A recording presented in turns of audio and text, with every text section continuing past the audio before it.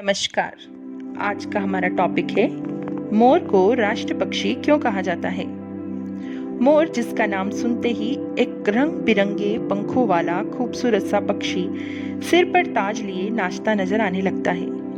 भारत में लगभग 315 पक्षियों की प्रजातियां हैं, पर मोर को ही क्यों राष्ट्र पक्षी चुना गया।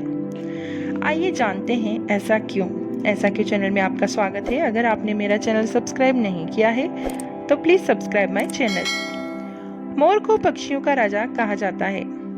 मोर अपने सिर पर मुकुट के समान बनी कलगी और रंग बिरंगे इंद्रधनुषीय सुंदर तथा लंबी पूंछ के कारण जाना जाता है।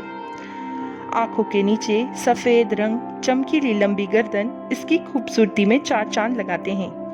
बारिश के मौसम में बादलों से भरे काले आकाश के नीचे जब यह अपने पंख शानदार तरीके से फैलाकर नृत्य करता है तो मानो प्रकृति के अद्भुत दर्शन हो जाते हैं। मोर को भारत का राष्ट्र पक्षी चुने जाने के पीछे सिर्फ उसकी खूबसूरती ही नहीं, और भी कई कारण हैं जिसके चलते यह इस मुकाम पर पहुंचा।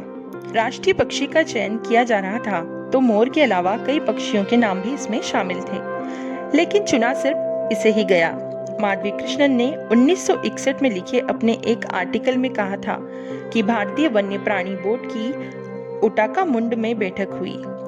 इस बैठक में सारस क्रेन, ब्राह्मणी, काइट, बस्टार्ड और हंस के नामों पर भी चर्चा हुई थी। राष्ट्र पक्षी चुनने के लिए जो गाइडलाइंस बनाई थी उसमें मोर को चुना गया। गाइडलाइंस के अनुसार राष्ट्र पक्षी चुने जाने के लिए उस पक्षी का देश के सभी हिस्सों में मौजूद होना जरूरी था। इसके अलावा आम आदमी इसे आसानी से पहचान सके।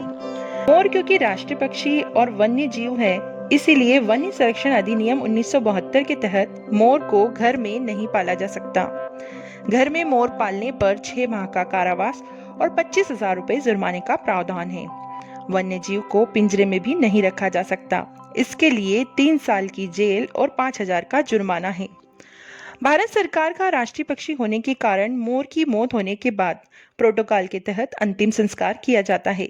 राजकीय सम्मान भी दिया जाता है। पूरी वीडियो में आखिरी तक बने रहने के लिए धन्यवाद।